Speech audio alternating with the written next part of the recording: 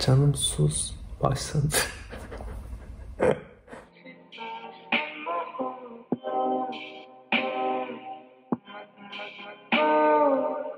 Bugün sizlere soru cevap videosu çekeceğim. Evde çok bunaldım. Biraz kafamı dağıtmaya ihtiyacım vardı. Tek başına ama bunu çekemem diye düşündüm. Tek başına deli gibi hem kendime soruları sorup hem cevaplayamam. Bu yüzden Türkiye'ye bağlandım canlı yayına. Bir sunucumuz var. Bugün kanalımızda konuk. Evet, buyurun başlayalım. Başlayalım o zaman.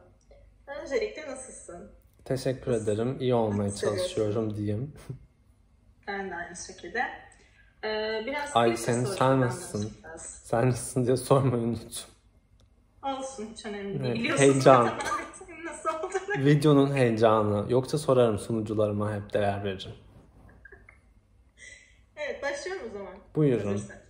Kendini 3 kelimeyle nasıl tanımlarsın? Kendimi 3 kelimeyle, 5 kelimeyle tanımlayamam. Ben öyle biri değilim. Beni 3 kelimeye sığmaz yani. Bunu demek istiyorum. Bu soruyu pas. Geçiniz. Tamam, peki. Bir arası eleştiri yapacak olsan kendinle alakalı bu ne olur? Çok kindarsın. Kalp kırıcısın. Yapamazsın da. Olur açıkçası. Çok kindarım. Kin tutarım. Kuyularını kazarım insanların arkasından. Yüzlerine karşı da yani kırıcı sözler söylerim. Kalplerini kırarım. Ama hak etmesen herhalde. Gelmiyor. Burada yok zaten ezan. Tamam. Yanımda bir kutu dondurma var. Ben & Jerry's Cookie Dough. En sevdiğim dondurmalardan birisidir.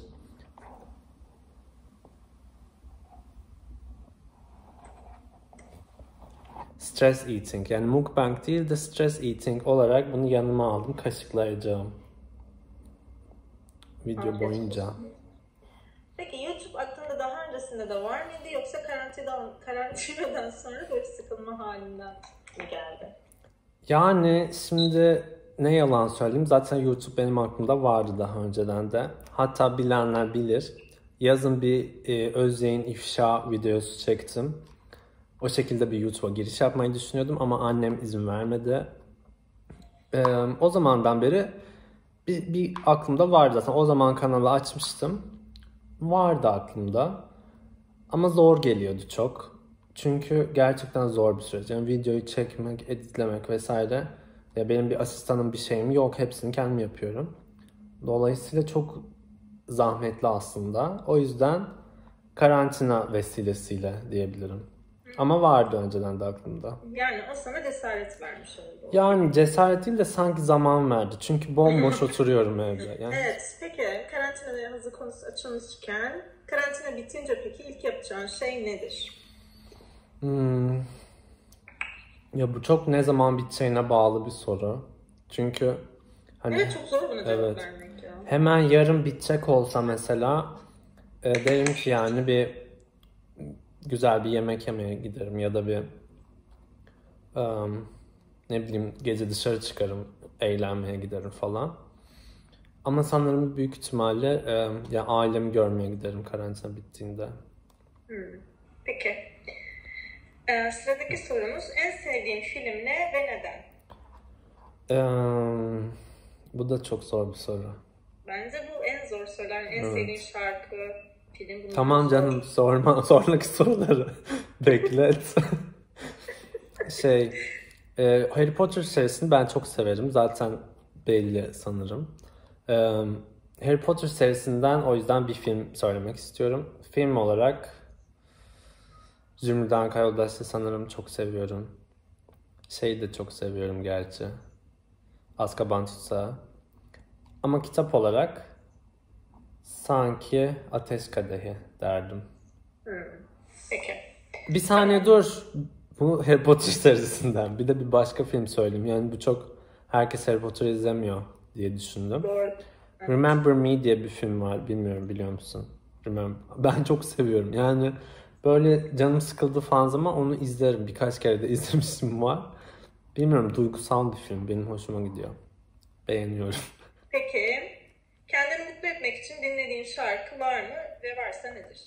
Sanırım dönem dönem değişiyor aslında bu zaman. Bu aralar neyi dinliyorsun? Yani aynen. Aslında ben genelde kendimi mutsuz etmek için şarkılar dinlerim. Yani daha böyle melankolik şarkıları seviyorum. O yüzden kendimi mutlu etmek için bir şarkı dinlemem. Zaten mutlu biriyim genel olarak. Ama şunu söyleyebilirim. Bu ara bu Dua Lipa'nın yeni albümünü dinliyorum. Ve çok hoşuma Physical gidiyor. falan mı? Efendim? Physical, Don't Start Now. Hayır ya. O ilk çıkan 3 single'ı, onların üçünü de beğendim ama albümün tamamını da şu an yeni albüm yayınladı ya. Albümün tamamının içinde birkaç şarkı var. Tavsiyemdir yani size. Özellikle Levitating ve Pretty Please. Bu ikisini çok seviyorum. Arda arda dinliyorum sürekli. Özellikle. Peki bunlar karamsar mı, mutlu şarkılar mı? Bunlar mutlu şarkılar. Mutlu mutlu. Tamam, peki. En son indirdiğin albüm sorusu soracaktım, o da bu galiba. Evet, en son indirdiğim albüm Dua Lipa'nın Future Nostalgica albümü. İndirin, ben çok beğendim.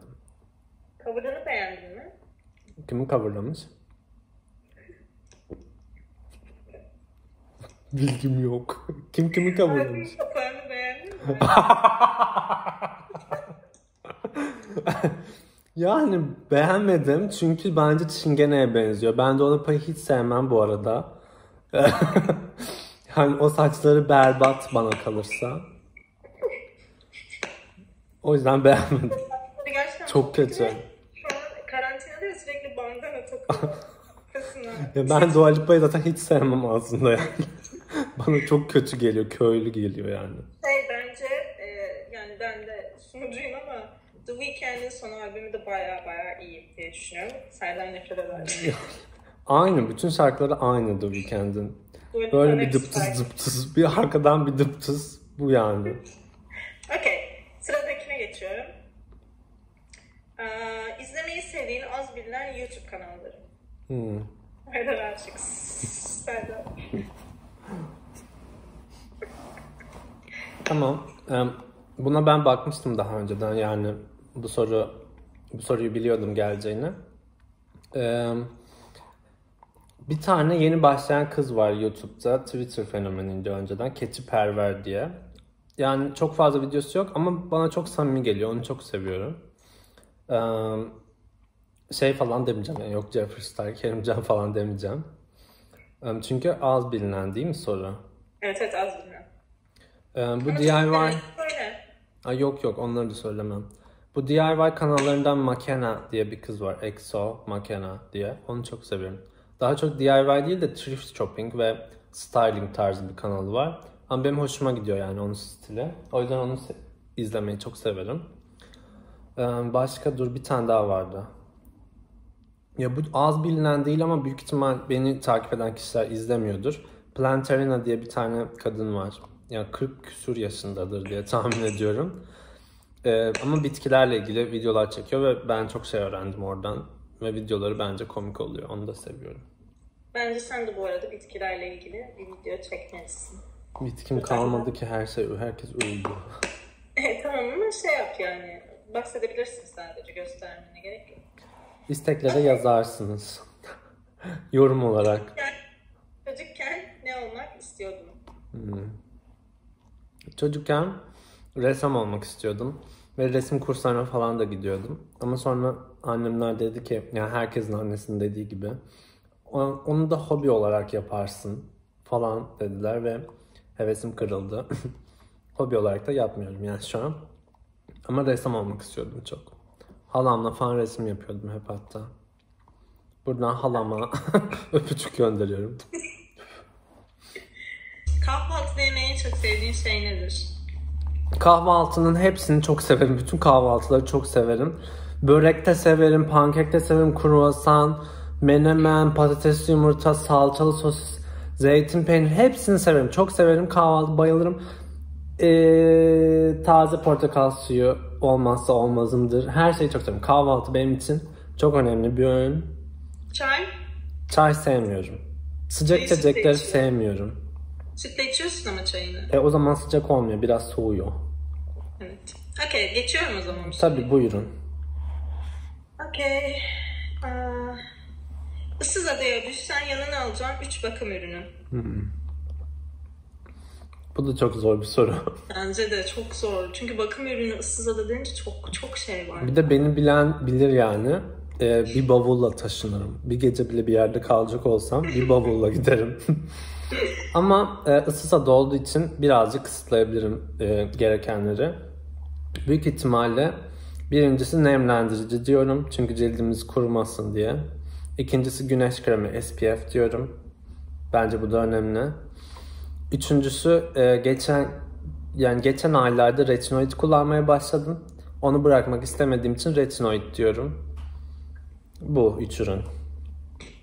Okay. İstanbul'daki favori drag queenlerin? Yani çok fazla drag show'a gitmiyorum. Dudakların Cenk'ine gidiyorum gidebildiğim kadarıyla. Tabii ki 2CD demek istiyorum. Benim için yani özel bir yeri olduğu için. Ama bunun dışında Jay Tangiri ile Florence'i çok beğeniyorum. Yani her yaptıklarına bayılıyorum diyebilirim. Son zamanlarda yani Instagram'dan takip edip buldum. Larissa'yı çok beğeniyorum. İstanbul Drag Queen değil ama Lucy'si, onu da galiba Instagram'dan, Twitter'dan takip ediyorum. Onu da çok beğeniyorum. Sanırım bu 5'i diyebilirim. Favori drag queenlerim. Burçlara inanır mısın? Burcun nedir? Burcum Boğa, yükselenim Koç. İlk soruyu cevaplamama gerek yok diye düşünüyorum. Pardon. Yani burçlara inanmayan birisi bence yükselenini söylemez de bu soru sorulunca diye düşünüyorum. Katılamadım. Okay. Neyse tamam canım, inanıyorum. Söyleyeyim tamam, çok merak etse inanıyorum. Burçlara inanmayan insanları sığ buluyorum. Mesela? Ne demek mesela? Sığ yani tek yönlü. Tek yönlü çalışıyor demek ki beyinleri. Yok canım ya, benim iki taraflı çalışıyor. Sen burçlara inanmıyor musun? Yani. İmkansız yani. İmkansız inanmama. Merkür Retrosu'nu 1. evden yaşayan birisin sen. Nasıl inanmazsın ki? Doğru ya. Ama neyse bu birazcık karmaşık. Bunu bir kendi kanalımda anlatırım. Kanalını aşağıda description'a bırakıyorum. Bırakamadı. Bırakamıyorum.